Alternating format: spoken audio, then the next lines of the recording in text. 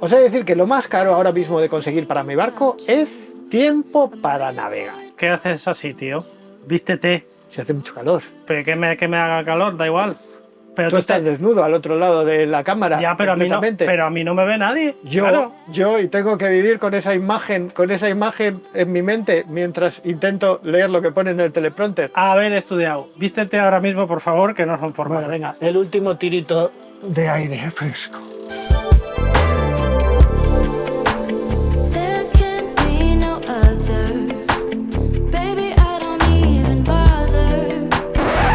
Una vez salvados los perjuicios de Carlos con los torsos desnudos, así mejor, ¿verdad? Muchas gracias. Lo más caro ahora mismo de conseguir para mi barco, ¿sabéis lo que es? Tiempo para navegar. Especialmente tiempo seguido para navegar. No podéis ni imaginaros lo caro y complicado que es conseguir unos pocos días seguidos en los que poder escaparme a navegar y disfrutar. Pero como dicen todos los gurús y coaches del internet, si lo visualizas y trabajas duro en ello, lo conseguirás. Bueno, y básicamente si te dan permiso en casa. Así funciona.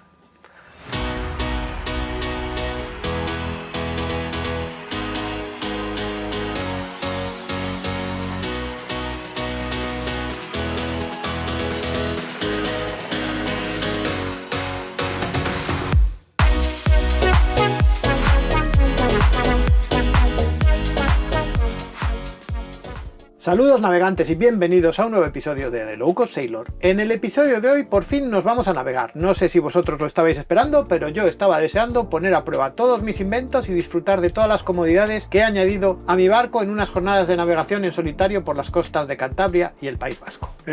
Un episodio de navegar en un canal de navegación. Ahí está, ¡sorpresa! Disfrutar un poco de navegación en solitario y de la máquina del tiempo que es el barco, en que todo parece pasar más despacio. Aunque ya os digo que ni la cosa va a empezar bien, ni el tiempo va a ir muy despacio en esta pequeña aventura. Aún así, espero que lo disfrutéis tanto como yo en mi intento de llegar a Francia navegando. Cuando llega el verano, intento escaparme unos días a disfrutar de la navegación en solitario. Intento que mis habituales escapadas a navegar de 3 o 4 horas entre semanas se conviertan en 3 o 4 días. Conseguir 4 días para mí, algo que era muy sencillo en el David AN. David AN, ¿qué es eso de David AN? El David antes de los niños. Pues ahora es muy complicado. El trabajo, la familia, los compromisos y el intentar hacer vídeos en YouTube que os puedan ayudar y o entretener consumen todo mi tiempo. Y eso que estiro mucho el tiempo, pero afortunadamente ya me quedaba muy poco para salirme de esta rutina y disfrutar un poco de la desconexión. No os voy a engañar, estos 4 días me salen caros. Pedir permiso a mi mujer, básicamente la idea es no dejarla sola con el marrón de cuidar a los 2 niños, convencer a mis suegros de que tengo que irme unos días para que nos ayuden, que la verdad es que tanto mi mujer como mis suegros tengo mucha suerte porque siempre están dispuestos a cuidar de los niños, pero es que cuando me voy no solo les dejo a mis suegros a los niños, sino que viene en un pack completo en el que además está mi mujer, que emigran todos a tropel a su casa. Y bueno, luego está el tratar de hacer ver a mi mujer y fundamentalmente a mí mismo que no soy un mal padre por querer disfrutar de unos días de desconexión lejos de mis hijos. Eso sí, aplicando las adecuadas medidas compensatorias, como por ejemplo irnos una semana a Marina d'Or, hoy llamado Magic World, a disfrutar cuidando de los niños y viéndoles disfrutar a ellos de verdad, mientras nosotros no hacemos nada más que vigilar. Ya os dije que sale caro, pero siempre desconectar un poco y echar el freno en esta vida de ir corriendo a todos los lados merece la pena. Se viene llorado de casa, ¿eh? No, yo vengo a llorar a la tele.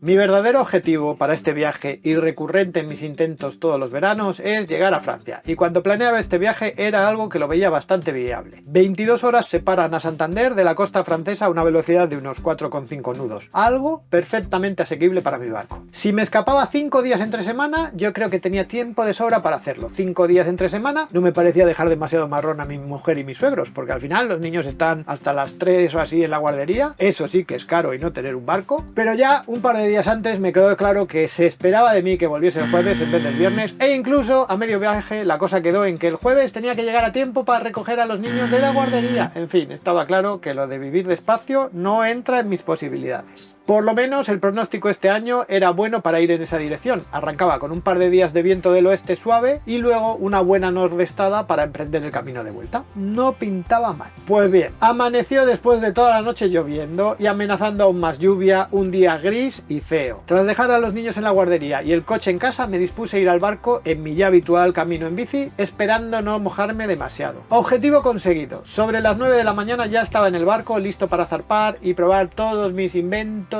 que no funcionaban. No funcionaba nada, básicamente. Algo pasaba en el panel eléctrico, que no funcionaba ni el ice, la nevera se saltaba y parpadeaba, pero vamos, que yo me quería ir y si hacía falta navegaría a la antigua, como dice tu padre. Hay que navegar a lo antiguo, como se navegaba antes. Con dejar lo mínimo funcionando me conformaba. Una revisión rápida, ver que el hub Ethernet que junta gran parte de los sistemas se había fundido, pasar la nevera a modo manual y configurar todo para que funcionase por wifi. Todo eso me permitió zarpar con cierta seguridad, agarrándome a que por lo menos tenía vela y el motor funcionando y ya está. Y el salir de la bahía de Santander, pues preparando las líneas de vida y centrado en lo que realmente importaba, la seguridad necesaria para poder navegar en solitario. Además, para eso el ice también ayudaba mucho, para que todo el mundo supiese por dónde iba si me pasaba cualquier cosa. Bueno, que ya estaba en marcha y eso es lo que importaba. Y lo oscuro del cielo por lo menos parecía empujarme con un viento fresquito que me dejó salir de la bahía rápidamente. Parecía que igual podía cumplir mi objetivo si me conseguía hacer las 22 horas del tirón y navegar día y noche. Pero la idea empezó a quitarse de rápido de mi cabeza.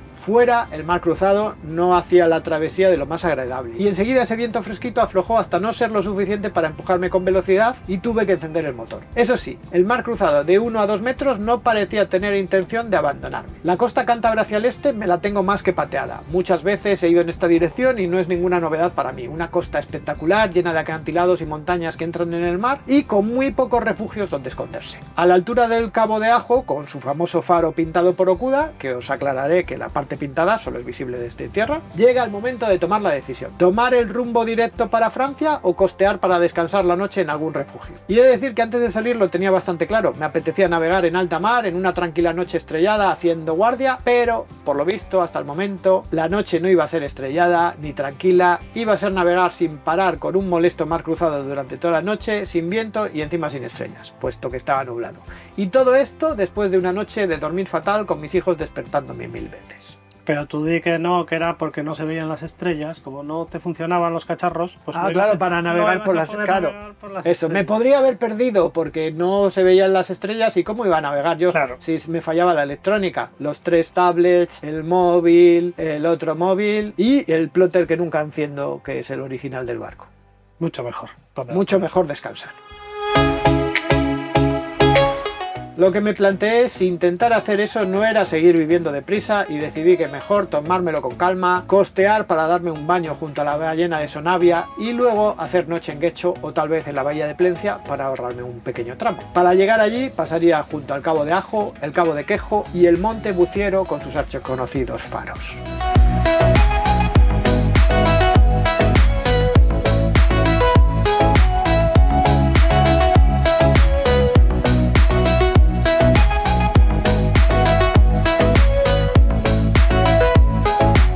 Ya llegando se mostraba ante mí la espectacular ballena de Sonavia, que no deja de ser una roca con forma de ballena, pero que eso no lo quita espectacularidad. Este sitio me encanta, con sus aguas transparentes, protegido por las montañas y por la famosa roca que suelen denominar la ballena. Siempre que paso por la autopista sueño con volver a estar fondeado por aquí. Y merece la pena, y así lo hice, aprovechando la parada para comer algo, explorando un poco con la auxiliar, descansar un poco y darme un refrescante baño en sus hoy no tan tranquilas aguas. Ese hecho, maldita mar de fondo, lo que ya me dejó claro es que si quería descansar y pasar una buena noche, lo mejor era fondear en Guecho. Y así lo hice, recogí rápidamente y seguí mi camino, esta vez ya decidido hasta Guecho, recorriendo los últimos tramos cántabros que me quedaban, básicamente el paso por enfrente de Castro, para llegar al superpuerto de Bilbao y el primero de los espigones que protege el Abra y que convierte el fondeadero de Guecho en un lugar muy protegido y tranquilo para fondear. Hay que decir que cuantísimos barcos hay en esta zona y qué útil resulta el ice en estos sitios tan congestionados para saber cuáles están fondeados y cuáles están en movimiento. No me quiero imaginar la gente que está ahí arriba en esos grandes barcos que esperan fuera fondeados para entrar en el puerto. Con este pequeño mar de fondo que nos acompañó todo el viaje se veía ya mover, ¡wow!, hacer así los barcos.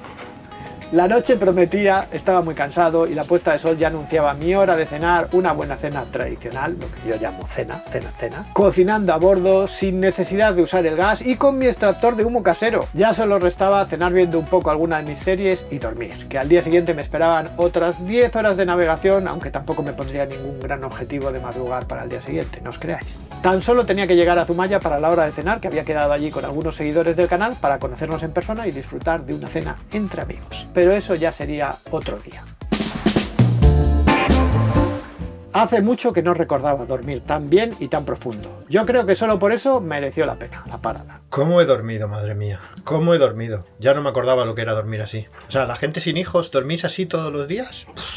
Porque lo que es el amanecer mientras desayunaba tampoco es que fuese muy destacable. El cielo encapotado, que pronto se convirtió en una leve lluvia amenazante que me llevó a preparar el toldo durante el recorrido de la salida del Abra. Qué pocas oportunidades tengo de poner el bimini aquí en el norte y casi todas son para huir de la lluvia en vez del sol. Por lo menos tuve una buena oportunidad para llevar el barco desde la protección lograda, entre otras cosas gracias a la peli que me hizo Fausto hace unos cuantos episodios y a la posibilidad de llevar el barco con nuestro mando a distancia que tenéis disponible en nuestra tienda online, claro. Bueno, allí tenéis muchas cosas para comprarnos y enlaces para comprar en Amazon o en AliExpress, que nos ayudáis mucho con esos enlaces. Lo bueno es que esta lluvia también trajo un buen viento que en cuanto salí del resguardo del Abra me empujaba a buen ritmo a toda vela camino del Cabo Villano, que hasta ese día era lo más al este que había navegado en mi barco por las costas del Cantábrico. El resto del camino era todo nuevo para mí. Lo que no era tan nuevo para mí es que enseguida se volviese a parar el viento y tocase regresar al motor, ayudado eso sí un poco por la vela mayor. Entre el Cabo Villano y el Cabo Machichaco hay un montón de cosas para ver que llaman mi atención. En el mar, una zona de navegación restringida marcada por un conjunto de boyas que incluye en su interior un gran aerogenerador marino. Se puede salvar fácilmente manteniéndose cerca de la costa, aunque algún velero que seguía mi camino no era muy consciente de ello y acabó metiéndose en mitad de la zona restringida y tuvieron que llamarle la atención.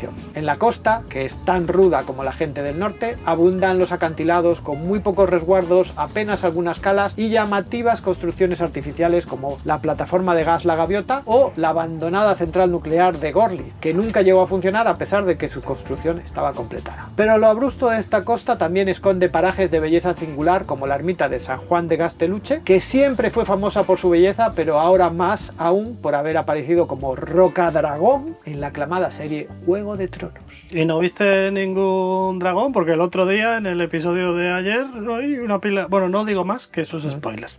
Y así, poco a poco, empujados por el motor, llegamos al Cabo Machichaco, muy conocido entre los santanderinos, más que por el propio cabo, por el barco homónimo que produjo uno de los accidentes más graves de la ciudad al explotar cargado de dinamita en el año 1893, amarrado en lo que hoy es la estación de ferry y cobrándose casi 600 víctimas y arrasando con la primera línea de edificios del paseo marítimo de la ciudad. Fue el accidente más grave que se ha producido en Santander, seguro. La actividad alrededor del Cabo Machichaco era frenética y por el aire se veían que venían un montón de barcos de la Cruz Roja y Salvamento Marítimo. Solo podían ser dos cosas: un gran accidente o más bien algún tipo de concurso estival, de surf o buceo similar, puesto que les acompañaba un barco cargado de pasajeros. Nos quedaremos con las ganas de saber qué era, o tal vez alguno de los que veis este vídeo nos lo podáis aclarar en los comentarios. En cualquier caso, el Cabo Machichaco, aparte de tristes recuerdos, también trajo la ilusión de un buen viento que nos volvía a empujar a vela hacia nuestro destino. Este era todo el viaje. Hacía un rato viento, se paraba. Hacía otro rato viento, se paraba. Jugaba con mis ilusiones. Tú las vas a protestar, pero si no estarías así meses. Sí. ¿Ves? Por acá. Bueno, un dormir entre de vez en cuando. Y un comer. Entre el Cabo Machichaco y la isla de Ízaro recuperamos durante una horita la ilusión de navegar a vela, con un buen viento de rumbo cambiante que parecía fluir directo de las marismas de Urdaibai y que nos permitió recuperar tiempo y andar a buen ritmo en ese tramo.